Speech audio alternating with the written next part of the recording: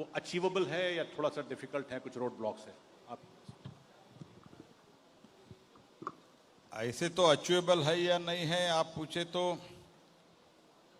Challenge तो रहता है, लेकिन प्रधानमंत्री नरेंद्र मोदी जी ने स्वयं भी और हम सब लोगों को भी एक इजीली अचीवेबल लक्ष्य जो होता है वो देते ही नहीं, बड़ा लक्ष्य ही देते हैं। स्वयं भी बड़ा लक्ष्य रखते हैं, हमको भी बड़ा लक्ष्य देते हैं। इसमें भी माननीय प्रधानमंत्री जी ने रिन्यूएबल एनर्जी में बहुत बड़ा लक्ष्य रखा है, लेकिन उसके अनुसार ऑलरेडी काम 50% हुआ है। हमारा आज के दिन में मैं आप सब लोगों के साथ बहुत गर्व से कह रहा हूं कि आज के दिन में हमारा total installed capacity of renewable energy is 50%। ये हमको 2030 में अचीव करना था, अभी हमने 5 years ऑफ ahead हमने अचीव कर दिया है। We have already achieved this is number 1। Number 2, हमारा 252 गीगावाट आज के दिन में renewable energy means non fossil fuel energy से हमारा इलेक्ट्रिसिटी एनर्जी जो है उत्पादन हो रहा है। ये भारत का सिर्फ 11 वर्ष में मोदी जी के नेतृत्व में ये अचीवमेंट है। मैं सिर्फ आपको एक झलक बताने के लिए, एक मेमोरी रिफ्रेश करने के लिए मैं आपको बता रहा हूं।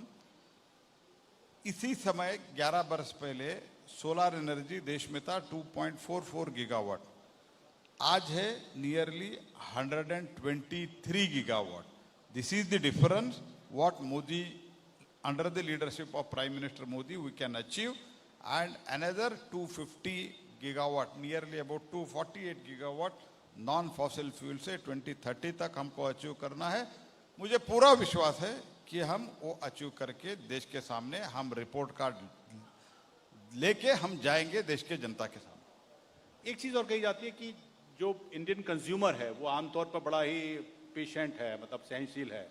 जो डिमांड एंड सप्लाई का थोड़ा गैप रहता ही है, और ये इकोनॉमिकली चूंकि बड़ा प्रूडेंट माना जाता है, इसे क्या कहेंगे? सहनशीलता ज़्यादा कहेंगे, मजबूरी कहेंगे, या फिर चुनौतियों के तौर पर आप देखते हैं? नहीं, एक तो एक जमाना था लोग बहुत पेशेंटली वेट करते थे, अभी पेशेंटली वेट नहीं करते क्योंकि हमने उनको डिलीवरी जल्दी करके दिखा दिया है। तो इसलिए एज ऑन डेट अगर ऑल पुट टुगेदर एनर्जी मैं बात करता हूँ तो पहले तो एनर्जी शॉर्टेज था, एनर्जी शॉर्टेज 5%, 6%, 2%, 4% था। अभी तो बिल्कुल पावर शॉर्टेज है ही नहीं है। And otherwise also in renewable energy also हमारा जो अभी जनरेशन हो रहा है, हमारा इंस्टॉल्ड कैपेसिटी डे बाय जो बढ़ रहा है, इवन कॉस्ट एज सच। तो अगर आप थर्मल एनर्जी में जाते हैं तो आपका कॉस्ट पड़ेगा 6.6 rupees to 6.5 rupees per unit. अगर आप रिन्यूएबल एनर्जी में जाते हैं तो including wind, including solar, including storage, all put together it will be not more than 4.5 rupees, 4.5 rupees per unit. Means you are nearly saving 1.5 rupees to 2 rupees in this renewable energy. That will be, one is decentralized, another is this is most affordable. This has been proven fact, and India is not only achieving, India is leading as far as world is concerned in the renewable energy. एक आरोप अक्सर आता है विपक्ष की तरफ से कि सरकार दरअसल डेटा मैनेजमेंट करती है, फिगर्स के साथ में थोड़ा सा ट्विकिंग करती है, यानी कि अगर महंगाई है, इन्फ्लेशन है, तो उसको लेकर वो सही पिक्चर्स हम मार्केट में नहीं आ पाती। सरकार, the government plays with the numbers. जिस एजेंसियां पहले भी ये आंकड़े जनता के सामने रखते थे वही एजेंसियां आज भी रखते हैं, तो इसीलिए आंकड़े का मैनेजमेंट करने का सवाल ही नहीं है। इन्फ्लेशन उनके समय में लगभग डबल डिजिट से ज्यादा था। मैं उस टाइम भी लोकसभा सदस्य थे, अपोजिशन में बैठते थे। At that time also sometimes it was 18%, but average it was 10.5%। Whereas हमारे कालखंड में, मोदी जी के कालखंड में, it is not more than 5.5% average. That is to 3 वर्ष से 3.5 वर्ष का कोविड और ये दो युद्ध मिला के, ये सब एल नीनो सब मिला के 5.5% is the average. But on an average, our inflation is not more than together. Other inflation and food inflation together, it is not it is not more than 2.5%. It is now, as on date, it is the lowest in the world and lowest in last 10 years. So this is how we have managed. तो हमने तो manage, वो लोग क्या करते थे, भगवान भरोसे पर छोड़ देते थे. We are not doing like that. हमने जो कमोडिटी जो मॉनिटर करते हैं, वो तो 38 कमोडिटीज आज के दिन में हम मैनेज करते हैं.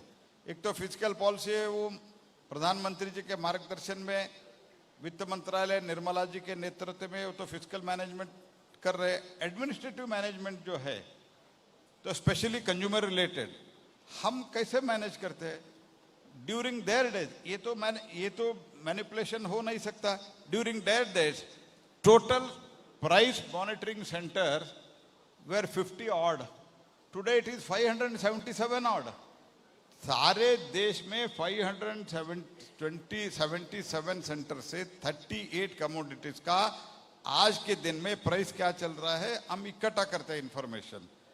अगर ज्यादा है तो ये पहले मोदी जी आने से पहले प्राइस स्टेबलाइजेशन फंड करके कोई सुना था क्या? है ही नहीं था जी. शुरू हमने किया. हम अगर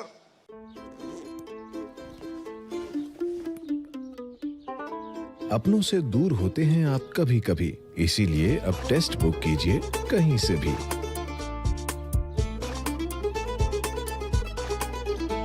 मैनेजमेंट जो है, इस एडमिनिस्ट्रेटिव मैनेजमेंट में ये भी एक बहुत बड़ा चीज है. Management is done well, physical management is well, administrative management is well, monetary management is well. ये तो स्वीकारना पड़ेगा. और दुनिया में सभी लोग मॉनिटर करते रहते हैं, सिर्फ हमारा एजेंसियां नहीं करते हैं. हमारे 25 करोड़ से ज्यादा लोग गरीबी से, एक्सट्रीम पॉवर्टी से बाहर आ गए हैं. ये तो हमारा डाटा नहीं है, वर्ल्ड बैंक का डाटा है. ये भी अगर वो नहीं बिलीव नहीं करते तो हम क्या करें? उनका प्रॉब्लम है वो तो, क्योंकि उन्होंने कुछ नहीं किया, वो समझते हैं और भी कुछ नहीं करेगा, मोदी भी कुछ नहीं करेगा. ऐसा नहीं होता है. प्रहलाद जी, आपने बहुत इंटरेस्टिंग बात कही है. और क्योंकि आपके पास consumer affairs, food and civil supplies, ये पब्लिक डिस्ट्रीब्यूशन सिस्टम, ये सब है, ज़रा समझना ये है कि ये ऐसा फेज़ है जब इस सब कॉन्टिनेंट के बाकी कंट्रीज़ में हम ये देख रहे हैं कि सारी की सारी, लगभग बहुत सारी सप्लाई चेन डिस्टर्ब हुई. और उस पर इतना तक हुआ कि खाने पीने तक के क्राइसिस. श्रीलंका में हमने पानी भिजवाया, बांग्लादेश में चावल भिजवाए, नेपाल में क्या रहा वो हम देख रहे हैं, पाकिस्तान में कैसे आटा और बोरियां और वो कैसे लूट मची, वो सब हमने देखा. इस सब के बीच ही हमारा देश भी है और यहाँ कोई डिस्ट्रप्शन नहीं होती, बल्कि इसके उलट, इसके कंट्रेरी, हम लोग 80 करोड़ लोगों को हर साल अनाज देते हैं, मुफ्त देते हैं और खिलाते हैं. ये अगर किसी को कहानी में सुना दे तो वो कहेगा वाकई में कोई जादू है. हम इसको जादू तो नहीं मानते, कोई तो तरीका है जब सरकार ऐसा करती है. तो जरा हम चाहते हैं हम सबके लिए थोड़ा सिखाएंगे कि आपका मंत्रालय भी बीच में इन्वॉल्व है, अलग अलग अंग उसके काम करते हैं, कैसे सरकार इस सारे को टैंडम में फंक्शन करती है, वो जरा एक बार समझाइए. एक तो हम टोटल हर महीने 80 करोड़ से ज्यादा, to be very precise 81 crore 56 lakh crore लोगों के लिए हर महीने 44 लाख टन हम अनाज बांटते हैं. तो मैं तो आपको कहता हूँ, हम कभी भी जब फॉरेन कंट्रीज में जाते हैं, जब आप ये फिगर बोलते हैं, वो तो इमेजिन भी नहीं कर सकते. क्योंकि 80 करोड़ हम जब बोलते हैं, पूरा यूरोपियन यूनियन का देश का जनसंख्या जो है, आबादी है, वो 75 करोड़ ऐसा कुछ है. लेकिन हमारा सिर्फ 80 करोड़ लोगों को हम राशन बांटते हैं, फ्री में बांटते हैं प्रधानमंत्री गरीब कल्याण अन्न योजना में. वो कैसे बांटते हैं? एक तो हमारा जो भी राशन कार्ड है, मोदी जी आने के बाद हमने उसको 100% डिजिटलाइज किया है. हमने जो डिस्ट्रीब्यूट करते हैं, अगर थंब इम्प्रेशन लेते हैं, सभी आधार लिंक्ड हो गया है. थंब इम्प्रेशन लेते हैं, अगर थंब इम्प्रेशन का प्रॉब्लम आ गया, हम आइरिस से करते हैं. तो वो आइरिस का आइडेंटिफिकेशन होने के बाद जो हमारा वेइंग स्केल है, उसको हम ई पॉस बोलते हैं, इलेक्ट्रॉनिक वेइंग मशीन को हम लिंक किया है। इस जो थंब इम्प्रेशन जो करते उसके साथ हमने लिंक किया है।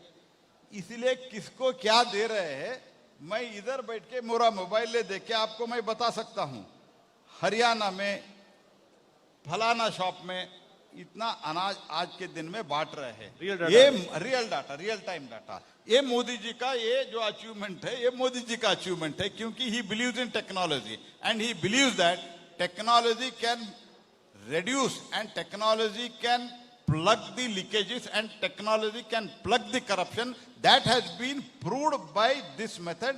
100% हमने डिजिटाइज किया है रेशन कार्ड 100। और हमारा जो अभी अन्न चक्र है, कौन सा गोडाउन में पहले क्या होता था जी, मैं आपको बताता हूं।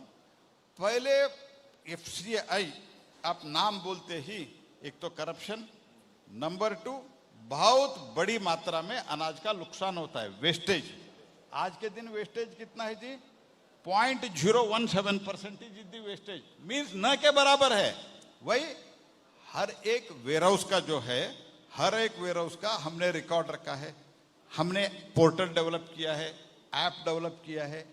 उस गोडाउन में क्या चल रहा है, उस गोडाउन में हमने बरसों महीनों तक जब हम भर के रखते हैं, क्या उधर से केमिकल का प्रॉब्लम हो रहा है, क्या गैस उत्पादन हो रहा है, उस गैस से प्रॉब्लम क्या हो रहा है, अगर अनाज खराब हो रहा है क्या, उसके लिए एक्शन क्या ले, इधर बैठ के हम करते हैं जी। These are all the technological advances which have been done, which was never imagined in the previous government. उस टाइम टेक्नोलॉजी नहीं कहता था जी, लेकिन लीकेज रोकने का मनस्थिति नहीं था। प्रधानमंत्री जी को लीकेज रोकने का मनस्थिति है, प्रधानमंत्री जी को लीकेज रोकने का संकल्प किया है, इसलिए सभी टेक्नोलॉजी ड्रिवन हमने किया है। गरीब को 1 केजी 1 दाना अनाज हम नहीं कम करते हैं, at the same time leakage भी अलो नहीं करना, 1 दाना भी लीकेज अलो नहीं होना चाहिए, ये भी हमारा संकल्प है। गरीब को उन्होंने वो भूखा नहीं सोना और 1 दाना भी वेस्ट नहीं होना। दीज आर द 2 संकल्प प्रधानमंत्री जी के नेतृत्व में हमने लेके आगे बढ़ रहे हैं। दिस इज 545.44 लाख हमारा फेयर प्राइस शॉप है, all are linked now, every shop is technologically linked. तो इसीलिए करप्शन, आप मुझे पूछ सकते हैं अभी पूरा लीकेज बंद हुआ है, ठीक, अभी पूरा बंद नहीं होगा, 1% आधा % रहेगा, वो भी हम बंद करेंगे। This is our commitment. लेकिन एक चीज़ इसके साथ में मैं आपसे पूछना चाहता हूं कि ये बहुत तारीफ हुई, और खासकर जब कोरोना काल में ये स्टार्ट हुआ तो दुनिया भर में तारीफ हुई, और ये बड़ा इफेक्टिव मैकेनिज्म था, इसमें तो कोई डाउट नहीं है। लेकिन एक लोग बहुत ऐसा भी बोलते हैं कि कॉन्स्टेंटली सप्लाई करना कहीं वर्क और फ्री देने के बीच में जो एक समाज में संतुलन होता है वो गड़बड़ाता है। क्या आपको लगता है कि फ्री अनाज देने से सरकार के सामने भी दुविधा होगी, क्योंकि अब बंद करना मुश्किल होगा, ऐसा भी कुछ लोग डेटा बोलते हैं। क्या ये आपके सामने चुनौती होगी, और कब तक सरकार इसको ऐसा करेगी, इसको कंटिन्यू करेगी? देखो जी, अभी तो ये तो फैक्ट तो मानना पड़ेगा, क्योंकि हमारे देश में जो गरीब लोग थे उनको तो हमको अनाज देना है और एक्सट्रीम पॉवर्टी से बाहर लाना है, ये हमारा एक संकल्प था। इसीलिए हमने शुरू किया है। 25 करोड़ लोग गरीबी से, एक्सट्रीम पॉवर्टी से बाहर आ गए हैं। ये तो आंकड़ा IMF बोल रहा है, सिर्फ नीति आयोग नहीं बोल रहा। नीति आयोग तो बोला है, IMF बोल रहा है, वर्ल्ड बैंक बोल रहा है, ये तो आया है। लेकिन एक लेवल आने तक, जब तक ये सब स्टेबलाइज नहीं होता है देश के हित में, क्योंकि अल्टीमेटली प्रधानमंत्री जी का सोच ये है, प्रधानमंत्री जी का संकल्प ये है, एक व्यक्ति भी, गरीब व्यक्ति भूखा नहीं सोना है, इसीलिए ये कंटिन्यू होगा। और जो भी गरीबी से बाहर आएगा, जब उनको लगेगा कि हमारा सरकार का एक विशेषता है, मोदी जी का एक विशेषता है, जनता के ऊपर भरोसा करते हैं, जब भी इस सब से वो बाहर आएगा, वो अपने आप इससे बाहर आएगा। और हम टेक्नोलॉजी यूज करके भी जो इनएलिजिबल, अगर कोई भी इनएलिजिबल व्यक्ति इसका दुरुपयोग कर रहे हैं तो वो भी हम रोकेंगे। ये आपने बिल्कुल ठीक कहा अभी जो मेरे सवाल के जवाब में कि अनुराग, आप जानते हैं कुछ समय पहले तक शायद आप में से बहुत लोग समझते होंगे, हर साल बरसात के मौसम के बाद एक खबरें बड़ी आम हो जाती थी कि फला गोदाम में इतना अनाज सड़ गया और फला गोदाम में इतना अनाज सड़ गया। तो अभी कुछ सालों से ये खबरें हमारी कम हुई और शायद आपने कहा कि कुछ % बाकी है, वो सीपेज है, वो सड़ता है कि किसी और कारण से कहीं जाता है, ये दूसरा सवाल है, उस पर इन्वेस्टिगेशन अलग है। आपके पास नवीकरणीय ऊर्जा का भी मामला है। नेशनल ग्रीन हाइड्रोजन मिशन ये हमने छेड़ा है और 2030 तक के उसके अच्छे टारगेट है, 50 लाख मीट्रिक टन और फिर 8 लाख करोड़ के इन्वेस्टमेंट्स और 6 लाख के से ज़्यादा के रोजगार के अवसर। समय यहाँ से 5 साल बचा है।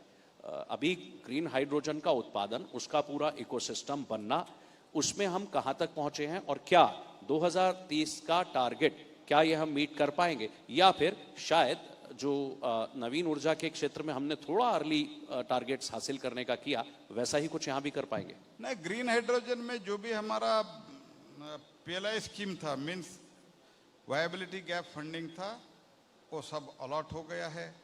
अभी हमने ग्रीन अमोनिया, ग्रीन हाइड्रोजन से ग्रीन अमोनिया बनते हैं, ग्रीन अमोनिया का टेंडर हमने अभी बुलाया था। उस टेंडर में दुनिया के सबसे लोएस्ट रेट अभी वो भारत में आया है। तो बाकी सब जो इलेक्ट्रोलाइजर मैन्युफैक्चरिंग का बाकी सब शुरू हो गया है। वी आर ऑन ट्रैक और 2030 तक हमने जो 5 मिलियन मेट्रिक टन हमको करना है, वो हम अचीव करने में वो हम एकदम सही रास्ते पे है and we are going to achieve that. Wonderful. ये इसमें एक बात और जुड़ती है, क्योंकि टारगेट्स हमारे पास बहुत अच्छे हैं और हम ट्रैक पर हैं।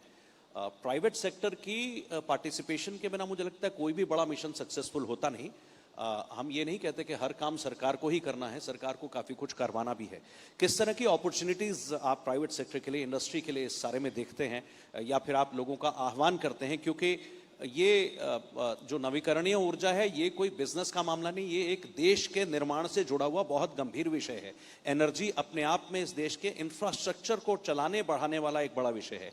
इसीलिए प्राइवेट सेक्टर के पार्टिसिपेशन की कितनी अपॉर्चुनिटीज और चैलेंजेस आप देखते हैं? नवीकरणीय ऊर्जा में अगर मैं आपको बताऊं तो सरकार से बहुत कम है जी। जो भी कर रहे हैं प्राइवेट एंटरप्रेन्योर्स ही कर रहे हैं।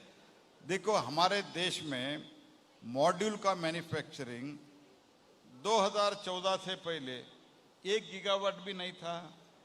Today we have crossed 100 gigawatt of module manufacturing.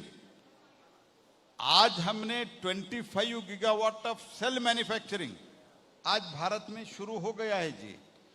Ingot और वेफर का ट्रेजेक्टरी हमने अनाउंस किया है और जल्द ही उसका फाइनल डेट भी हम अनाउंस करने वाले हैं।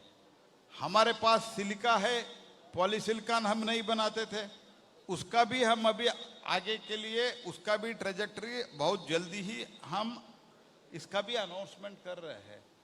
मीन्स भारत में रिन्यूएबल एनर्जी में इसका संबंधित इक्विपमेंट, इसका संबंधित इसके लिए डेवलपर, ये सब प्राइवेट के द्वारा सरकार प्रोएक्टिवली पॉलिसी बना रहे हैं, इंडस्ट्री फ्रेंडली पॉलिसी बना रहे हैं।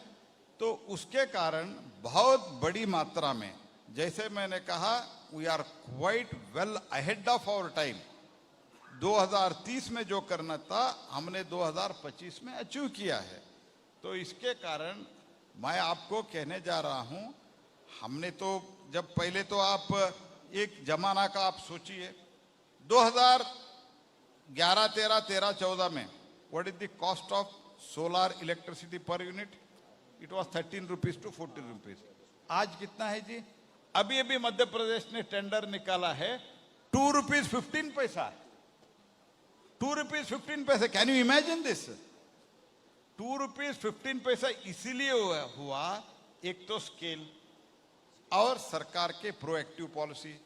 ये मोदी जी के पॉलिसी के कारण एक तो हम नेट जीरो टारगेट के अचीव करने के लिए हम आगे बढ़ रहे हैं, उसके साथ ही साथ हमारा cost of the energy is coming down.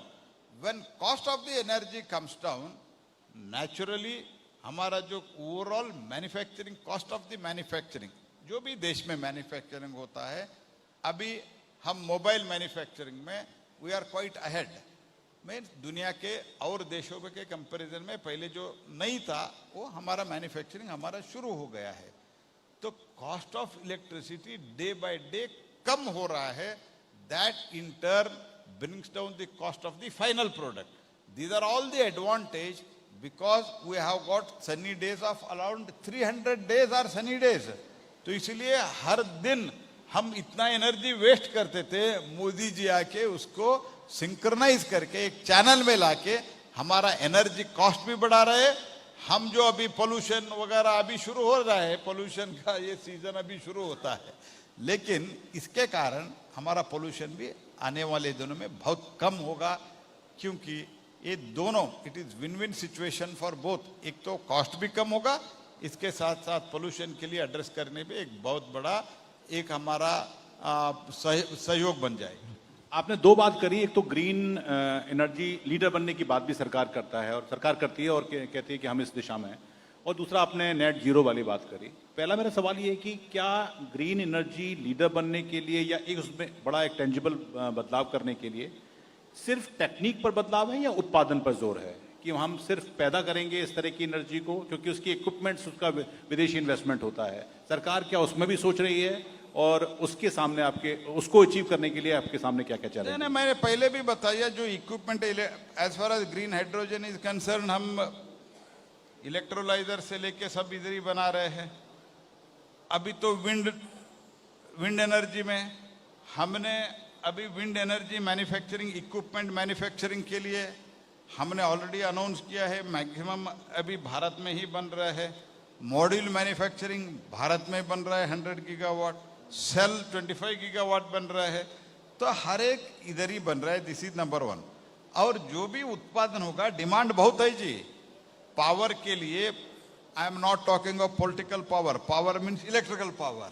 Electrical power के लिए बहुत बड़ी डिमांड है।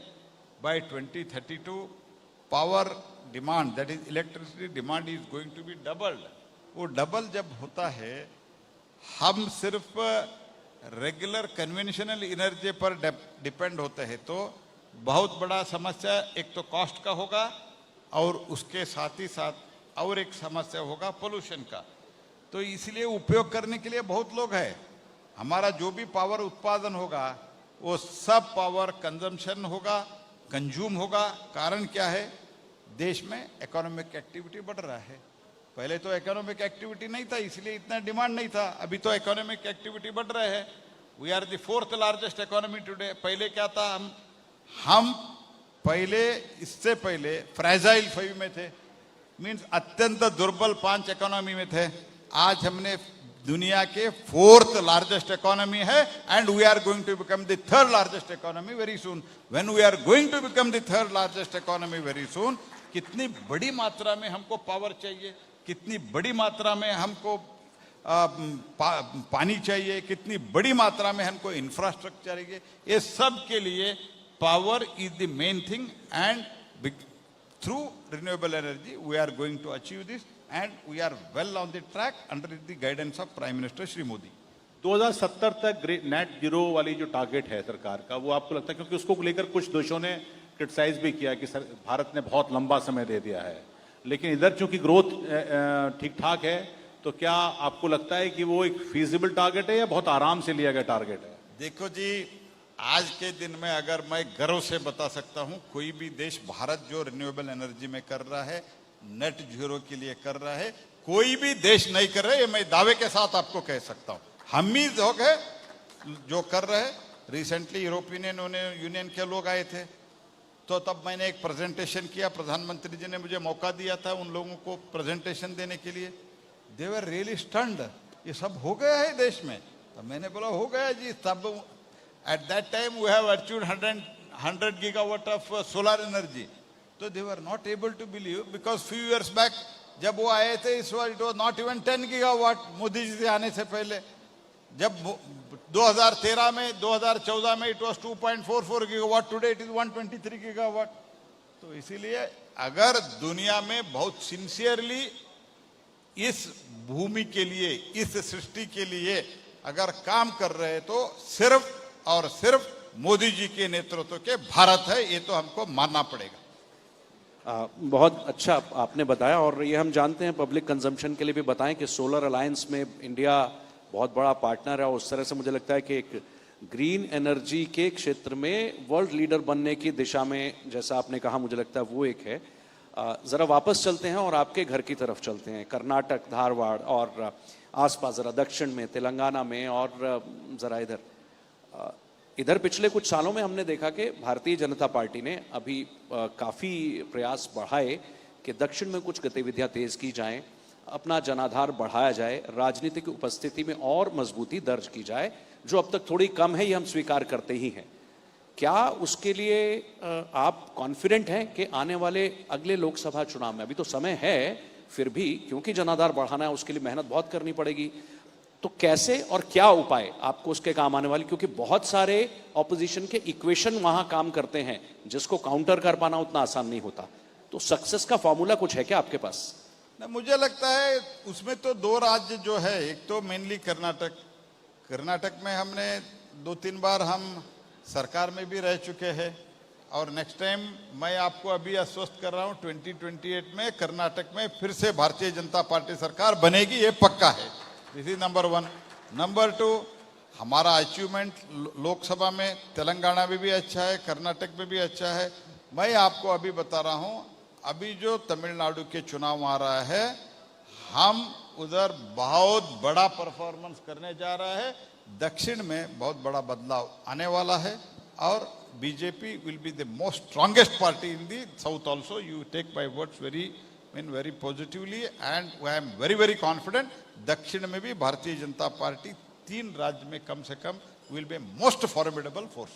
ये हम विश्वास करते हैं। मंत्र क्या है, जरा मंत्र भी तो बताइए, मंत्र क्या है? मंत्र आपने जो ग्राउंड पे काम किया, आपके कॉन्फिडेंस के पीछे का संगठन बढ़ाना है, और जो भारत सरकार के जो पॉलिसियां है, भारत सरकार के परफॉर्मेंस है, और भारत के आज के दिन में परफॉर्मेंस है, और भारत सरकार के परफॉर्मेंस है, और मोदी जी के नेतृत्व में जो देश में चल रहा है वो देखा है, वो हम जनता के बीच में लेके जा रहे हैं। उधर के जो सरकार है वो कैसे करे वो भी लोग देखा है। We want to go to the people and we want to go to the door to door, that is being well organised there, and I am confident it will happen. अभी अंतर्राष्ट्रीय स्तर पर जिस तरह के हालात हैं, जिसको लेकर अभी हम तमाम सुनते हैं, इसमें एनर्जी की सप्लाई पर असर पड़ सकता है या एनर्जी उत्पादन में, इसको लेकर सरकार का कुछ रोड मैप है, टैरिफ की मार है, बदलते हुए राजनीतिक और भू राजनीतिक समीकरण होते हैं, इसको लेकर सरकार की क्या रोड मैप है? मतलब किसी भी अगली इवेंचुअलिटी के लिए हम किस तरह से तैयार? नहीं, हम तो जो भी है भारत, आत्मनिर्भर भारत के लिए, स्वदेशी के लिए, स्वदेशी मंत्र लेके, आत्मनिर्भर भारत लेके हम जो अभी काम कर रहे हैं उस मंत्र से हम आगे बढ़ते हैं। जो भी भारत प्रधानमंत्री जी ने जो कहा है, स्वदेशी और आत्मनिर्भर भारत, यही सूत्र से हमको आगे बढ़ना है। बाकी टैरिफ वगैरह में मैं बात नहीं करूंगा, क्योंकि इंटरनेशनल तो विषय है, वो तो संबंधित मंत्रालय है, वही लोग उसमें बात करें। प्रहलाद जी, अभी आपके पास ये नवीन और नवीकरणीय ऊर्जा और फिर ये सारा पीडीएस का आपके पास है। पिछले कार्यकाल में आप संसदीय कार्य मंत्री भी थे। हाल के दिनों में जो देखा वो संसद के अंदर जो व्यवहार है, जिस तरह की मर्यादा भंग करने का, शिष्टाचार तोड़ने का एक परंपरा चली, और वो लगातार बैक टू बैक चल रही है। वो शीर्ष से चलती है, फिर नीचे भी वही फॉलो होता है। हमने विपक्ष के एक बड़े नेता ने हाल के 3 बड़े इवेंट मिस किए हैं जहां उनको होना चाहिए था।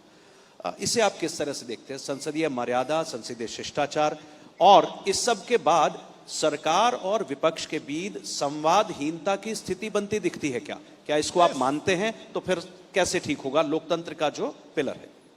वो लास्ट टर्म में हो या जिस टर्म में हो, हमारा संवाद तो लगातार है ही है। हम तो बात रेगुलरली करते ही रहते हैं। लेकिन प्रॉब्लम क्या है? प्रॉब्लम जनता ने जो निर्णय दिया है, people have given a mandate to sit us in the position, to sit them in the opposition, but उनका मानना है जनता जो कहता है वो मतलब नहीं है। We are born to rule, इसलिए हमको इधर ही बैठना है। ये मेंटालिटी से जब काम करते हैं ना, वो कोई भी बात नहीं बनते जी। What is his mentality? What is the mentality of Rahul Gandhi? तो जनता ने जो आदेश दिया है वो मानने के लिए तैयार है। We are born to rule, ये मेंटेलिटी से जब लोग आते हैं ना, इस बार मैं एग्जाम्पल के द्वारा के लिए बताता हूं। इस बार वो भी जब बातचीत वगैरह चलते थे, मैं पार्लियामेंट्री अफेयर्स मंत्री नहीं हूं तो भी कई जगह मैं भी रहता हूं, तो इन लोगों का रिक्वेस्ट था, पहले आग्रह था, ऑपरेशन सिंदूर पर चर्चा करो, सिंदूर पर चर्चा करो।